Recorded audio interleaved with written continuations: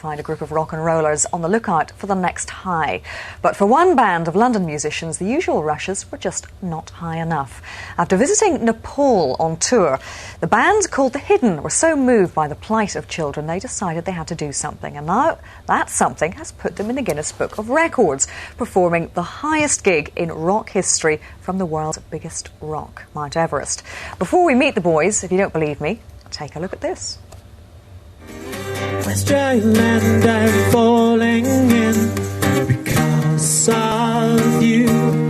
Watch Mount Everest silent to you. Everything I hold so dear is on the line. Wear my pride out 1,000 times for you. Well, I'm delighted to say that two of the Everest conquering team, Ben Michael and Oz Belden, join me in the studio now. Guys, thank you very much. Congratulations, first of all. And Oz, you dreamt this all up. How did you come up with the idea?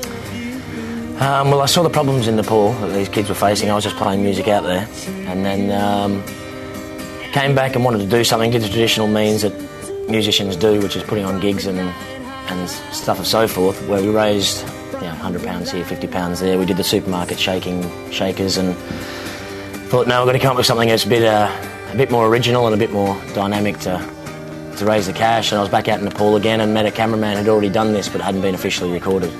So I said, I'll nick that idea and run with it. Oh, we're just looking at those pictures. Absolutely beautiful, the location. 200 metres above base camp. How high is that? 5,545 metres high.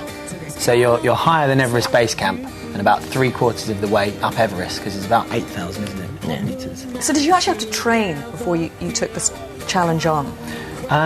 Not really. It was the altitude which is the hardest bit. So a few of us went to the altitude centre here in London. Some of us didn't. But even going off and doing that, nothing prepares you for what you come up against when you go there. You feel it puts about 80 years on you when you're walking up there.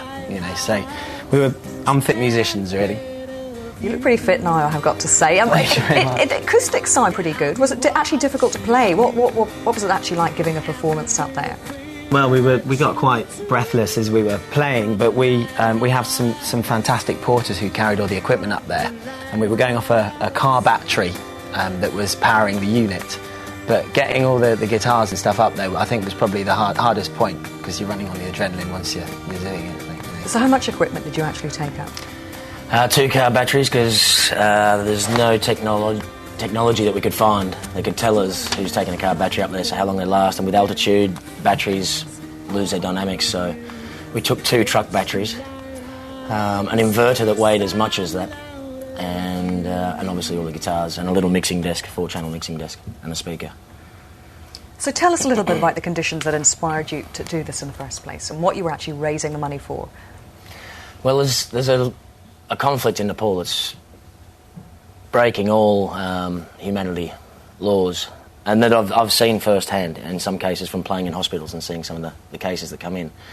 And these kids are being orphaned, literally in seeing things that no child should see. And there's no psychological help in Nepal, so basically we want to build a shelter that can, 1, house these kids, but 2, give them some psychological help as well, and also help the kids that are in Kathmandu. We've got some land just outside Kathmandu, so able to bring these kids that are affected, that are on the streets, and bring them out to a centre, because, like I said, there's no help at all there for them. So if we can get something set up to get these kids through the grief and move on with their lives with a bit of education. How much money do you actually need to do this? Well, we need to raise probably £50,000 to give it a year's sustainability, because we have self-sustainability projects in place, but they're going to take a year or 2 to obviously iron out. This is just a blueprint for future stuff as well.